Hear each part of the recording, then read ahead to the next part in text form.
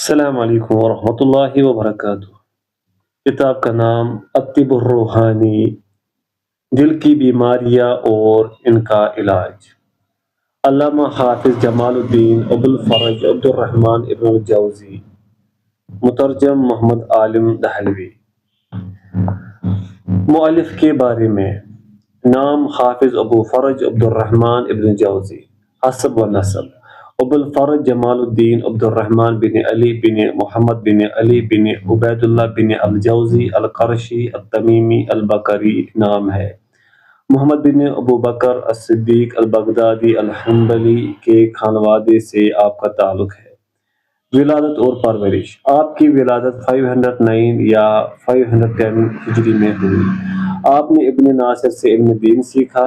ابھی آپ کی مسیں بھی نہیں بھیگی تھی کہ دعوت و تبلیغ آپ کا مشغلہ بن گیا تھا۔ اسی عمر سے آپ نے عوام الناس کو خطاب کرنا بھی شروع کر دیا تھا۔ محض 3 سال کی عمر میں آپ کے والد ماجد کا انتقال ہو گیا، چنانچہ آپ کی پھوپھی نے آپ کی دیکھ ریکھ کا ذمہ سنبھالا۔ آپ کا خانوادہ تانبے کی تجارت کے لیے مشہور تھا۔ اس نسبت سے حدیث کی روایت کے وقت آپ اپنے نام کے آگے السفار قصیرہ یعنی تانبے کے برتن بنانے والا کا اضافہ کیا کرتے تھے۔ الذہبی کے مطابق آپ نے 556 ہجری میں پہلی بار حدیث کی روایت کی۔ نو عمری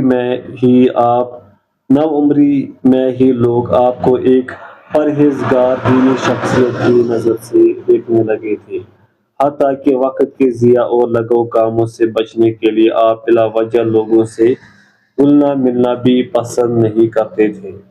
آپ نے کبھی بھی کسی مشکوک آمدنی کے کھانے کو ہاتھ تک نہیں لگایا۔ صرف نماز کے لیے گھر سے نکلتے اپنے ہم عمر بچوں کے ساتھ کھیل کا شوق بھی آپ کو نہیں تھا۔ آپ بلند عزم و حوصلہ کے مالک تھے۔ آپ نے اپنی پوری زندگی علم کے حصول، دعوت و تبلیغ اور تصنیف میں گزاری۔ مشائخ: آپ نے اپنی کتاب مشائخ ابن الجوزی میں متعدد اساتذہ کرام کا ذکر کیا ہے۔ ابن ناصر سے حدیث، ثابت الخیاط اور ابن الجوالقی سے قرآن و آداب کا علم سیکھا۔ الدناوری اور المتوکلی سے روایت کرنے والے آپ آخری شخص تھے۔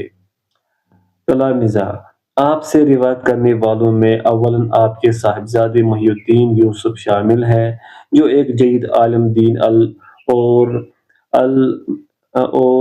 المعتصم باللہ کے ادارے میں مدرس تھے۔ ان کے علاوہ آپ کے سب سے بڑے بیٹے علی الناسک، پوتے شمس الدین یوسف بن فرغلی الحنفی صاحب مرآت الزمان، حافظ عبد الغنی، شیخ موافق الدین ابن قدامہ ابن دبیسی، ابن النجار اور عدیہ نے آپ سے فیض حاصل کیا۔ اولاد: آپ کی سوانح تحریر کرنے والے اکثر و بیشتر لوگوں اور خود آپ کے پوتے ابو المظفر کا کہنا ہے کہ آپ کے 3 بیٹے تھے۔ فرسٹ، ابو بکر عبد العزیز، یہ آپ کے سب سے بڑے تھے، جو حنبلی مکتب فکر کے ایک فقیہ تھے۔ انہوں نے ابو الوقت ابن ناصر الارموی اور اپنے والد کے اساتذہ کی ایک جماعت سے کسب فیض کیا۔ انہوں نے موصل شہر کا سفر کیا اور دعوت و تبلیغ کے فرائض انجام دیے۔ بیان کیا جاتا ہے کہ آپ کے حاسدین نے آپ کے مشروب میں زہر ملا دیا، جس کے سبب موصل میں ہی 554 ہجری میں آپ کا انتقال ہو گیا، جبکہ آپ کے والد ابھی حیات سے تھے۔ سیکنڈ، ابو القاسم بدر الدین علی الناسک۔ تھرڈ، ابو محمد یوسف محی الدین 580 ہجری میں پیدا ہوئے۔ یہ آپ کے سب سے چھوٹے اور سب سے ذہین بیٹے تھے۔ مؤلفات: انہوں نے تقریباً 300 کتابیں تصنیف کی، ان میں سے چند درج ذیل ہیں۔ فرسٹ، تلقیح فہوم اہل الآثار فی مختصر السیر والاخبار، الازکیاء و اخبارهم، الموضوعات، مناقب عمر بن عبدالعزیز، روح الارواح، الوفاء فی فضائل المصطفیٰ، مناقب عمر بن الخطاب رضی اللہ عنہ، مناقب احمد بن حنبل، غریب الحدیث، اور اس کے علاوہ دیگر تصنیفات جو مختلف علوم سے تعلق رکھتی ہیں۔ وفات، آپ کی وفات جمعہ کی رات 597 ہجری میں ہوئی۔ آپ امام احمد بن حنبل رحمہ اللہ کی قبر کے بغل میں مدفون ہے۔ مقدمہ: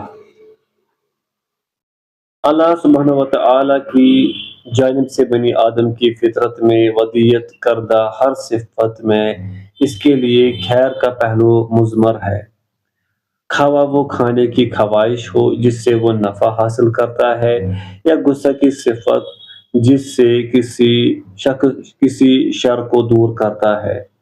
البتہ اگر یہی کھانے کی خواہش ضرورت سے زیادہ بڑھ جائے تو شکم پروری کی شکل اختیار کر لیتی ہے اور اس صورت نقصان دہ ثابت ہوتی ہے۔ علی ھذا القیاس، اگر غصہ میں انسان اپنا آپا کھو دے تو یہ صفت فساد کی راہ ہموار کرتی ہے۔ چنانچہ اس کتاب کا مقصود دل و دماغ کو ایک درست اور صحیح قانون کے مطابق چلنے کے لیے تیار کرنا اور خواہشات نفس کو قابو میں رکھنے کی تعلیم دینا ہے تاکہ وہ نقصان کا باعث نہ بنے اور سلامتی کے قانون اور نفس کے درمیان ایک مطابقت پیدا ہو جائے۔ لہذا ہم نے اس کتاب کو 30 ابواب میں تقسیم کیا ہے جو حسب ذیل ہے۔ پوائنٹ 1، عقل کی فضیلت۔ پوائنٹ 2، ہوا کی مذمت۔ پوائنٹ 3، عقل اور نفس کے نقطہ نظر میں فرق۔ پوائنٹ 4، عشق سے پرہیز۔ پوائنٹ 5، شرع سے پرہیز۔ پوائنٹ 6، دنیاوی جاہ و منصب سے دوری۔ پوائنٹ 7، بخل کی ممانعت۔ پوائنٹ 8، فضول خرچی سے پرہیز۔ پوائنٹ 9، مال کمانے اور خرچ کرنے کی مقدار۔ پوائنٹ 10، جھوٹ کی مذمت۔ پوائنٹ 11، حسد کی ممانعت۔ پوائنٹ 12، کینہ کی ممانعت۔ پوائنٹ 13، غصہ کی ممانعت۔ پوائنٹ 14، تکبر۔ پوائنٹ 15، فخر۔ پوائنٹ 16، ریا۔ پوائنٹ 17، زیادہ سوچنا۔ پوائنٹ 18، رنج و غم۔ پوائنٹ 19، غم اور حمد۔ پوائنٹ 20، بے وجہ خوف اور موت کا ڈر۔ پوائنٹ 21، حد سے زیادہ خوشی۔ پوائنٹ 22، کاہلی۔ پوائنٹ 23، ذاتی عیوب کی پہچان۔ پوائنٹ 24، کم ہستی و سست روی۔ پوائنٹ 25، نفس کی تربیت۔ پوائنٹ 26، اولاد کی تربیت۔ پوائنٹ 27، بیوی کے ساتھ معاملہ اور اس کی تربیت۔ پوائنٹ 28، خاندان اور غلاموں کی تربیت۔ پوائنٹ 29، عام لوگوں کے ساتھ تعلق اور حسن سلوک۔ پوائنٹ 30، کامل سیرت کا بیان۔ پہلا باب، عقل کی فضیلت و اہمیت۔ عقل کی ماہیت و مکان کے متعلق دانشور ان کی مختلف آراء نقل کی گئی ہیں جنہوں نے اس پر لمبی بحثیں کی ہیں، حتیٰ کہ عقل کی فضیلت میں متعدد احادیث بھی وارد ہوئی ہیں۔ ان میں سے کچھ کا ذکر ہم اپنی کتاب ذم الہوی خواہشات کی مذمت میں کر چکے ہیں، چنانچہ یہاں ان کی اعادے کے بجائے ہم مزید کچھ گفتگو کریں گے۔ کسی بھی شے کی فضیلت اس کی افادیت پر مبنی ہوتی ہے۔ عقل کی ایک اہم ترین افادیت یہ ہے کہ وہ خالق کائنات کی معرفت کراتی ہے۔ عقل نے اللہ سبحانہ و تعالیٰ کے وجود کے دلائل پیش کیے تو انسان نے اس کو پہچانا، انبیاء کی صداقت کو شواہد سے ثابت کیا تو ان کو برحق مانا۔ اس طرح عقل نے انسان کو اللہ اور اس کے رسولوں کی اطاعت پر آمادہ کیا۔ عقل نے ہی ہر مشکل کا حل تلاش کرنے پر ابھارا تو انسان نے چوپایوں پر قابو حاصل کر لیا اور کشتیاں بنانے کا ہنر سیکھ لیا، جن کی مدد سے اتھاہ سمندروں کو عبور کرنا آسان ہو گیا۔ عقل کی وجہ سے انسان کوئی بھی عمل کرتے وقت اپنی نگاہ نتائج پر رکھتا ہے اور اپنی حفاظت اور حاجت کو سامنے رکھتے ہوئے کام کرتا ہے۔ اسی بنا پر انسان اخروی فائدے کے لیے دنیاوی عیش و آرام کو ترک کرتا ہے۔ تمام حیوانات پر انسان کو فوقیت و برتری عطا کرنے والی چیز عقل ہی تو ہے۔ اسی بنیاد پر انسان کو اللہ سے ہم کلام ہونے کا شرف حاصل ہوا اور اسے ایک شریعت کا مکلف بنایا گیا۔ عقل کے ذریعے انسان کو علم ملا جس کے مطابق عمل کر کے وہ دنیا و آخرت کی ان تمام بلائیوں کو حاصل کرنے کے قابل بنا جنہیں وہ حاصل کر سکتا تھا۔ یہ باتیں عقل کی فضیلت کو سمجھنے کے لیے کافی ہیں، لہذا مزید تفصیل میں جانے کی ضرورت نہیں۔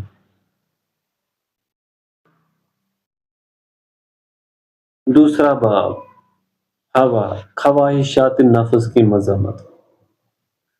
ہوا طبیعت کے اس چیز کی طرف میلان کو کہتے ہیں جو اسے راس آئے۔ اگر وہ چیز مباح کے درجے میں ہے تو قابل مذمت نہ ہوگی، البتہ اس میں افراط لائق مذمت ہوگا۔ چنانچہ اہل علم حضرات نے ہوا یعنی خواہشات نفس کو اس صورت میں قابل مذمت ٹھہرایا ہے جب اس میں حرام کا غلبہ ہو یا مباح چیز میں افراط سے کام لیا گیا ہو۔ واضح رہے کہ نفس کا ایک حصہ عقلی ہے جس کا اعلیٰ درجہ حکمت ہے اور ادنیٰ جہالت، اور ایک حصہ غصہ اور غضب سے تعلق رکھتا ہے جس کا اعلیٰ غیرت ہے اور ادنیٰ بزدلی۔ ایک حصہ شہوانی خواہش سے متعلق ہے جس کا اعلیٰ درجہ پاک دامنی ہے اور بدتر درجہ شہوت پرستی۔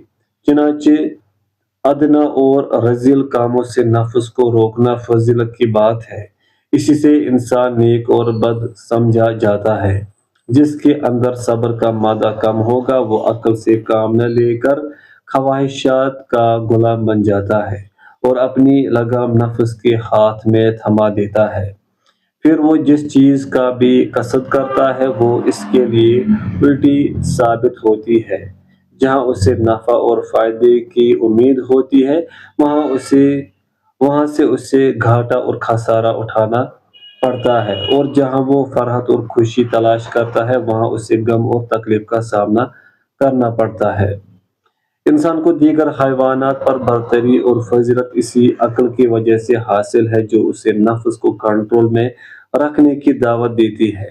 عقل کی بات نہ مان کر جب انسان خواہشات کا تابع ہو جاتا ہے تو وہ جانوروں سے بھی بدتر ہو جاتا ہے۔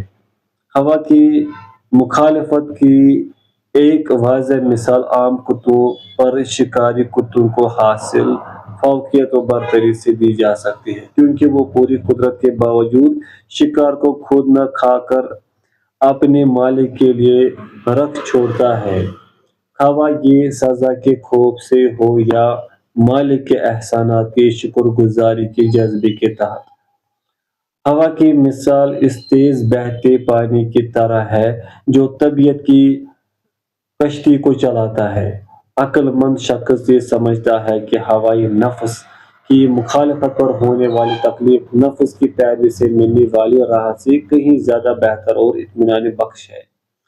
نفس کا اتباع کرنے والوں کے متعلق کم سے کم جس چیز کی امید کی جا سکتی ہے وہ یہ کہ نہ تو وہ اس سے لطف اندوز ہو پاتے ہیں اور نہ ہی خواہشات نفس کے پیچھے چلنے سے خود کو روک پاتے ہیں۔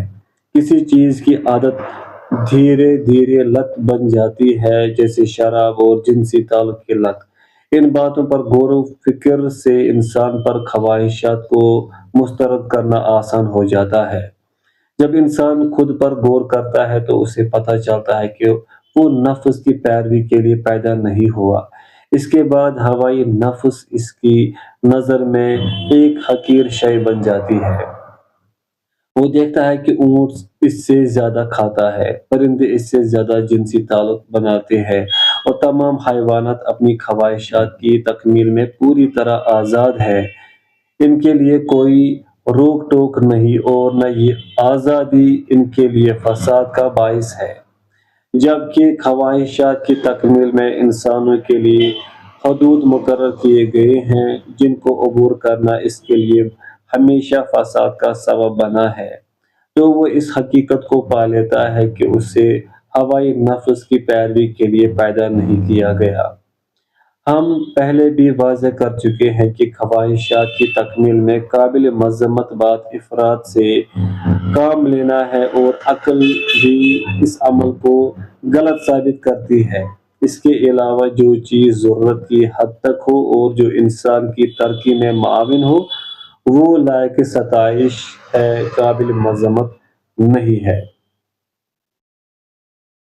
تیسرا باب، عقل اور نفس کے نقطہ نظر میں فرق۔ واضح ہے کہ ہوا انجام کی فکر کیے بغیر لذت حاصل کرنے کی طرف دعوت دیتا ہے، حالانکہ انسان جانتا ہے کہ یہ لذت دکھ اور رنج کا باعث بنتی ہے، جس میں دن بدن اضافہ ہی ہوتا ہے، اور یہ لذت دوسری غیر ممنوع لذتوں کے حصول سے روکتی ہے۔ بہرحال ہوا اس سلسلے میں غور و فکر سے کام نہیں لیتا، جو کہ جانوروں کی صفت ہے، انسانوں کی نہیں۔ البتہ جانور معذور ہوتے ہیں کیونکہ وہ انجام کو دیکھ پانے سے قاصر ہوتے ہیں، مگر ذی شعور انسان کے لیے یہ ہرگز مناسب نہیں کہ وہ عزت و شرف کی بلند مرتبے سے اتر کر خود کو پستی میں گرا لے۔ لہذا عقل انجام اور خیر کے پہلو پر نظر رکھتی ہے، جس طرح ایک ہوشمند شخص اور مخلص ڈاکٹر رکھتے ہیں۔ خواہشات نفس کی مثال ایک کم فہم بچے اور ایک بسیار خور مریض کی طرح ہے۔ چنانچہ جب کسی امر میں عقل اور ہوا میں ٹکراؤ کی صورت پیدا ہوتی ہے تو ایک ذی شعور شخص عقل کو ترجیح دیتے ہوئے اس کی بات سنتا ہے، کیونکہ وہ عقل کی فضیلت و اہمیت سے واقف ہوتا ہے، اور وہ جانتا ہے کہ عقل کے پاس علم ہے اور وہ اپنے مشورے میں مخلص بھی ہے، لہذا وہ عقل کے مشورے پر ثابت قدمی سے عمل کرتا ہے۔ پھر اگر عقل کے فیصلے کو درست ماننے کے لیے مزید دلیل کی ضرورت ہوتی ہے تو وہ ہوائی نفس کی پیروی کے نتائج پر غور کرتا ہے، مثلاً عوام کے سامنے بے نقاب ہونا، بدنامی، ذلت و رسوائی، اور قدر و منزلت سے ہاتھ دھو بیٹھنا وغیرہ وغیرہ۔ قدر و منزلت کا کھو جانا اور عزت و شرف کا ذلت و رسوائی میں تبدیل ہو جانا اسی نفس کی پیروی کا نتیجہ ہوتا ہے۔ اس بات کو اس طور پر بھی بآسانی سمجھا جا سکتا ہے کہ ایک انسان نفس کے بتائے راستے پر چلنے سے قبل اس پر غور کرے، پھر وہ ایک بار لذت پوری ہونے کے بعد بھی اپنی حالت پر غور کرے اور ان دونوں حالتوں اور اپنے گناہ اور لذت کا موازنہ کرے، تو اسے معلوم ہوگا کہ اس نے جو پایا ہے اس سے کئی گنا وہ گنوا چکا ہے۔ اس شاعر نے اس کا نقشہ یوں کھینچا ہے، ترجمہ: کتنی ہی لذتوں نے خوشیوں کے سبز باغ دکھائے جن کا انجام دکھوں اور آلام کی صورت میں ہوا، اور کتنی ہی خواہشات نے اپنے متبعین کے تن سے نیکی اور تقوی کے لباس کو اتار پھینکا۔ یاد رہے کہ جب انسان اپنے نفس کا اتباع کرتا ہے تو وہ اپنے آپ کو حقیر اور ذلیل پاتا ہے، کیونکہ نفس اس پر غالب آ جاتا ہے، گرچہ اس سے اسے کوئی ظاہری نقصان نہیں پہنچتا، لیکن جب وہ اپنے نفس پر قابو پا لیتا ہے تو وہ خود کو عزت و شرف کے مقام پر پاتا ہے۔ چنانچہ آپ دیکھیں گے کہ جب لوگ کسی متقی و پرہیزگار کو دیکھتے ہیں تو وہ خوش ہوتے ہیں اور اس کا ہاتھ چومتے ہیں، ایسا اس لیے کیونکہ وہ خواہشات کی مخالفت کے معاملے میں عام لوگوں کے مقابلے بہت زیادہ مضبوط اور قوی ثابت ہوتا ہے۔ چوتھا باب، عشق سے پرہیز۔ عشق ایک مہلک مرض ہے جس نے بہتوں کو برباد کیا ہے، خواہ ان کے جسم کی بربادی ہو یا دین کی یا دونوں کی۔ ہم نے اپنی کتاب ذم الہوی، ہوائے نفس کی مذمت میں عشق کے مرض کا مختلف علاج پیش کیا ہے۔ ان میں سے کچھ کا ذکر ہم یہاں کر رہے ہیں تاکہ جس مقصد کے لیے یہ کتاب تحریر کی گئی ہے وہ فوت نہ ہو جائے۔ جس نے اپنی نگاہ نیچے رکھی اور اختلاط سے گریز کیا وہ اس مرض سے محفوظ رہے گا، ورنہ وہ بھی اس مرض میں اسی طرح مبتلا ہوگا جس طرح اختلاط میں پڑنے والا ہوتا ہے۔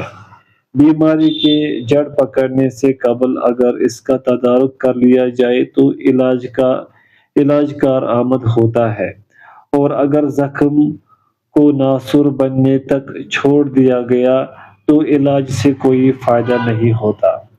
جس کی طلب دل میں ہو محض اس پر نگاہ ڈالنے سے عشق نہیں ہوتا، بلکہ اس کو بار بار دیکھنے سے عشق کی کیفیت پیدا ہوتی ہے، کیونکہ ہر نظر اس کے اندر لالچ اور شہوت کو بڑھاوا دیتی ہے، اور جوانی اس کیفیت کو دوبالا کر دیتی ہے۔ اس لیے جو بھی اس کا علاج چاہتا ہے اسے جڑ پکڑنے سے پہلے اس کا علاج کرنا چاہیے۔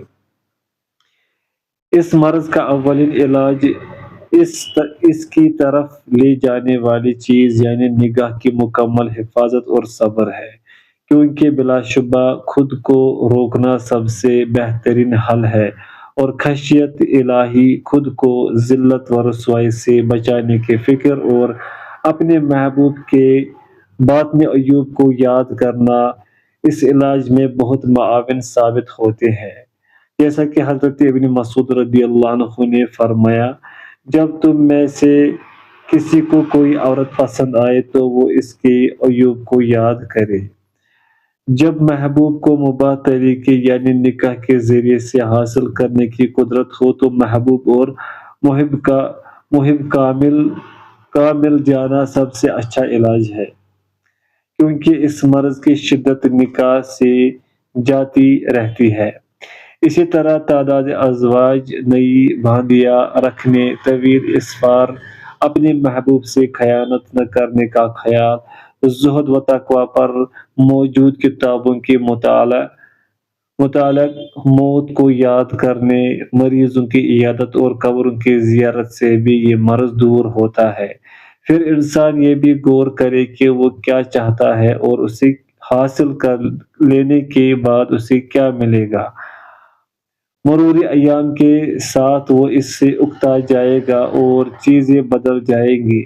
اس کے علاوہ وہ اپنی اور دوسروں کی مثالوں سے سبق لے، کیونکہ دوسروں کو دیکھ کر وہ اس کھائی سے بآسانی نکل پائے گا اور اس مرض کا شکار ہونے سے بچ جائے گا۔ ہم اس سے قبل بھی ایک واقعہ کا ذکر کر چکے ہیں کہ ایک شخص ایک نوجوان کے عشق میں گرفتار ہو گیا۔ پھر ایک دن اس نے آئینے میں دیکھا تو اسے اپنے سر پر کچھ سفید بال نظر آئے۔ اس نے اسی وقت اس نوجوان سے علیحدگی اختیار کر لی۔ پھر اس نوجوان نے اپنے پیغام میں لکھا، ترجمہ: مجھے کیوں چھوڑ دیا گیا حالانکہ اس سے قبل مجھے کبھی الگ نہیں کیا گیا؟ میں دیکھ رہا ہوں تم مجھے پیتے ہو مگر مجھ میں آمیزش بھی کرتے ہو، حالانکہ میرا ہمیشہ یہ گمان تھا کہ تم صرف مجھے ہی پیتے ہو، یعنی صرف مجھ سے محبت کرتے ہو۔ اس شخص نے جواباً لکھا، ترجمہ: میں اس گمان میں مبتلا تھا کہ میں جوان ہوں جبکہ میں بوڑھا ہو چکا ہوں، میں اب اکتا چکا ہوں۔ مجھے عدم محبت کا الزام نہ دو، میں جو کچھ گنوا چکا ہوں وہ میرے لیے کافی ہے۔ جو کچھ میں نے کیا اس کا مجھے جواب دینا ہے، اب مجھے میرے گناہوں سے باز رہنے دو۔ ہم نو انسانی کے باپ حضرت آدم علیہ السلام کو دیکھ چکے ہیں کہ ایک غلطی نے انہیں پستی میں ڈال دیا، یعنی جنت سے زمین پر بھیج دیے گئے۔ 5واں باب، شرح بسیار خوری سے پرہیز۔ جب شرح اپنی عمومی معنی میں استعمال ہوتا ہے تو اس کا مطلب کسی شخص کا کھانے کا بہت حریص ہونا ہوتا ہے۔ ایسے متعدد واقعات ہیں جہاں بسیار خوری کی عادت لوگوں کو لے ڈوبی ہے، کیونکہ یہ ایک شہوت پرست نفس کا نتیجہ ہوتی ہے۔ حارث بن کلدہ حاشیہ حارث بن کلدہ الثقفی عرب میں اپنے عصر کے مشہور ترین ماہر ادویات اور طائف کے بہت بڑے دانا سمجھے جاتے تھے۔ انہوں نے 2 مرتبہ فارس کا سفر کیا جہاں سے انہوں نے ادویات کا علم سیکھا۔ وہ عرب میں اسلام کی آمد سے قبل پیدا ہوئے اور انہوں نے حضور صلی اللہ علیہ وسلم، حضرت ابوبکر، عمر، عثمان، علی اور معاویہ رضی اللہ عنہ کا زمانہ پایا۔ ان کے اسلام لانے کے متعلق علماء کا اختلاف ہے۔ جب بھی کوئی بیمار ہوتا تو نبی صلی اللہ علیہ وسلم اسے ان کے پاس جانے کے لیے فرماتے۔ ان کے حکیمانہ اقوال بے شمار ہیں۔ ان کے اور کسرا انوشروان کے درمیان بات چیت پر مشتمل ان کی ایک کتاب محاورۃ فی طب ایک گفتگو کافی مشہور ہے۔ حاشیہ مکمل ہوا۔ حارث بن کلدہ کا قول ہے، جنگلی جانوروں کے قتل کا سبب کھانے پر کھانا ٹھوسنے کی عادت ہے۔ بعض دیگر شخصیات کا قول ہے کہ اگر مردوں سے ان کی موت کا سبب دریافت کیا جائے تو وہ کہیں گے حلق تک کھانے کی عادت۔ بیان کیا جاتا ہے کہ سمرہ سے ایک مرتبہ کہا گیا کہ آپ کا بیٹا ساری رات بے خوابی میں مبتلا رہا۔ انہوں نے پوچھا کیا بسیار خوری کے سبب؟ بتایا گیا ہاں۔ انہوں نے کہا اگر وہ مر جاتا تو میں اس کے جنازے میں ہرگز شامل نہ ہوتا۔ ایک شخص نے دوسرے شخص پر طنز کستے ہوئے کہا کہ تیرا باپ ضرورت سے زیادہ کھانے کی وجہ سے مر گیا اور تیری ماں حد سے زیادہ پینے کی وجہ سے چل بسی۔ عقبہ الراسبی سے روایت ہے، انہوں نے کہا کہ میں حسن کے پاس آیا اس حال میں کہ وہ دوپہر کا کھانا تناول کر رہے تھے۔ انہوں نے مجھے کھانے کی دعوت دی تو میں نے کہا میں فارغ ہوں اور مزید کھانے کی گنجائش نہیں ہے۔ انہوں نے فرمایا سبحان اللہ، بھلا مسلمان بھی اس طرح اپنا پیٹ بھرتا ہے؟ بسیار خوری ایک جان لیوا عمل۔ ایک عقل مند انسان جینے کے لیے کھاتا ہے جبکہ احمق شخص کھانے کے لیے جیتا ہے۔ چند لقمے بہت سے لقموں سے محروم کر دیتے ہیں اور بسا اوقات ہلاکت کا باعث بن جاتے ہیں۔ بسیار خوری کے نقصانات پر ہم اپنی کتاب لقط المنافع کچھ مفید باتیں میں تفصیل سے گفتگو کر چکے ہیں۔ یہاں ہمارا مقصود نفس کو بسیار خوری کی عادت سے بچانا ہے تاکہ وہ خود کو نقصان پہنچانے سے بچ جائے۔ گزشتہ ابواب میں عقل کی فضیلت اور نفس کی مذمت کے متعلق جو کچھ ہم بیان کر چکے ہیں وہ رذیل کاموں سے خود کو باز رکھنے اور ان طریقوں کو ہمیشہ کے لیے ترک کرنے کے لیے کافی ہے جن کا انجام ہولناک ہے۔ ہوس کی بھوک۔ شرع کا اطلاق جنسی بے راہ روی پر بھی ہوتا ہے۔ ہم اپنی مذکورہ بالا کتاب لقط المنافع میں واضح کر چکے ہیں کہ اگر کوئی بہت زیادہ جماع کا عادی ہو جاتا ہے تو اس کی منی کے راستے بند ہو جاتے ہیں اور اس میں غیر موزوں عناصر داخل ہو جاتے ہیں جس کے سبب انسانی جسم کے اہم ترین اعضاء جیسے دماغ، دل اور معدہ میں کمزوری آ جاتی ہے۔ نتیجتاً اس کی جنسی خواہش کم ہو جاتی ہے اور رفتہ رفتہ انسان بالکل بیکار ہو جاتا ہے۔ در حقیقت جماع یا جنسی تعلق ایک ایسا عمل ہے جس کی طرف شریف نفوس راغب نہیں ہوتے الا یہ کہ اس سے اولاد مطلوب ہو یا گناہ میں پڑ جانے کا اندیشہ ہو۔ وہیں اگر کوئی شخص جنسی خواہش کو اپنے سر پر سوار کر لے کہ اسے مزے لینے اور تسکین کا ذریعہ بنا لے تو فی الواقع اس کا یہ عمل جانوروں سے مقابلہ کرنے کے مترادف ہے۔ دولت کا نشہ۔ دولت کا نشہ بھی شرع کی ایک قسم ہے اور اگر دولت کی چاہ انسان کی حاجت سے زیادہ ہو جائے تو یہ جنون اور پاگل پن کی شکل اختیار کر لیتی ہے، کیونکہ مال صرف دولت جمع کرنے کے لیے کمایا نہیں جاتا بلکہ اسے دوسری حاجتوں پر خرچ کرنے کے لیے حاصل کیا جاتا ہے۔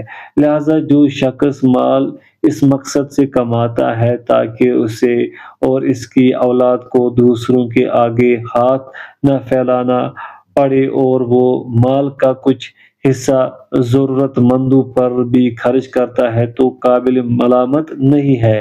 ایک عقل مند شخص کے لیے مناسب نہیں کہ وہ اپنی ضرورت کمائی کے بعد مزید دولت کی طلب میں دور دراز کا سفر کرے، سمندروں کے راستے طے کرے اور اس طرح اپنے قیمتی وقت کو ضائع کرے اور اپنی انمول زندگی کو داؤ پر لگائے۔ اس شاعر کے یہ الفاظ کتنے خوبصورت ہیں۔ ترجمہ: جس نے فقر و فاقہ کے خوف سے اپنی زندگی کو مال جمع کرنے میں لگا دیا، در حقیقت اس نے فقر ہی کمایا۔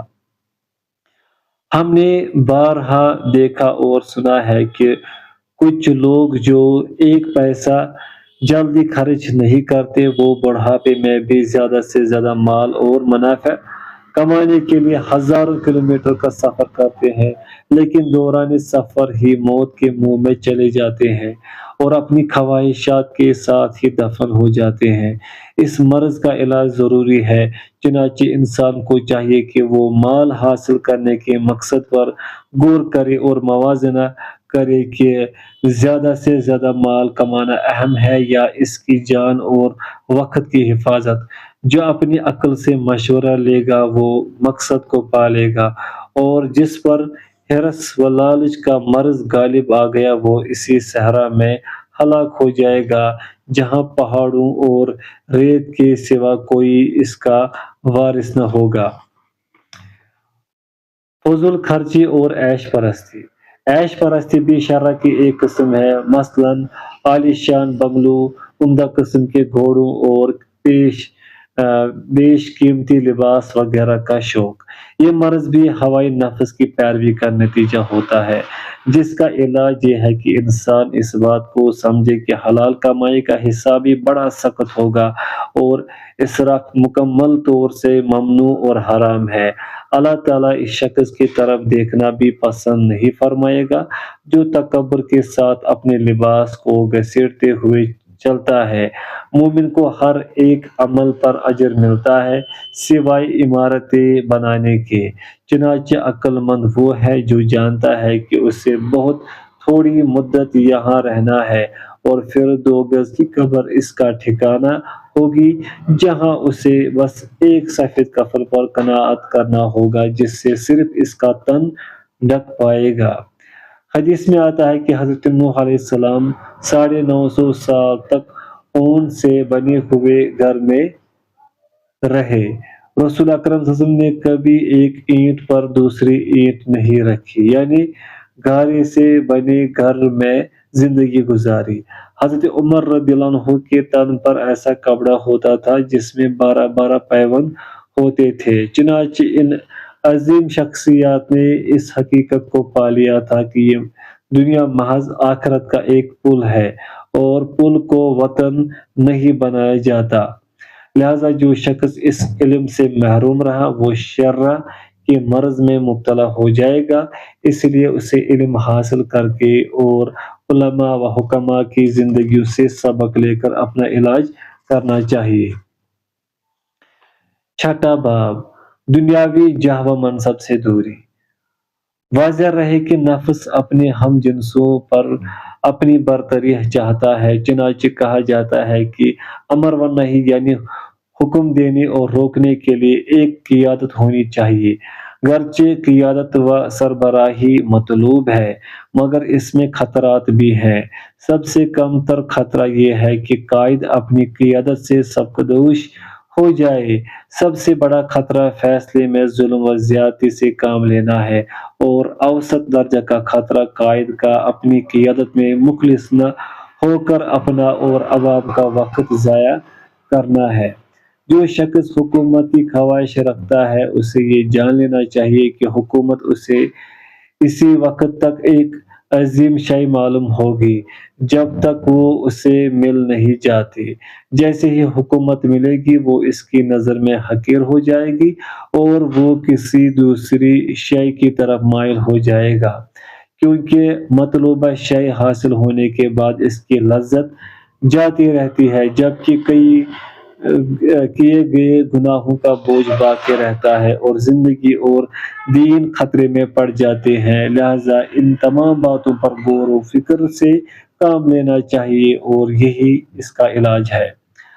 حضرت ابو امامہ رضی اللہ عنہ نبی اکرم صلی اللہ علیہ وسلم سے روایت کرتے ہیں کہ اللہ کے رسول صلی اللہ علیہ وسلم نے فرمایا، جس شخص کو بھی 10 یا اس سے زیادہ لوگوں کی سربراہی عطا کی گئی وہ اللہ کے دربار میں اس حال میں حاضر ہوگا کہ اس کا ہاتھ گردن سے بندھا ہوگا، اس کی نیکی اسے آزادی دلائے گی یا اس کے گناہ اسے تباہ و برباد کر دیں گے۔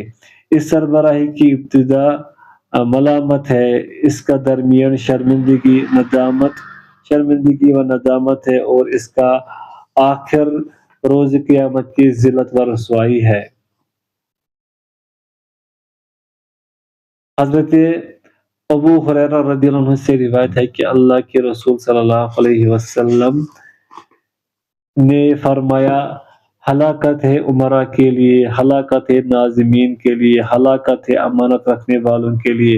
قیامت کے دن کچھ لوگ یہ آرزو کریں گے کہ ان کی پیشانیاں سریا سے لٹکی ہوتی اور وہ زمین اور آسمان کے درمیان حرکت کر رہے ہوتے، لیکن انہیں کوئی ذمہ داری نہ سونپی گئی ہوتی۔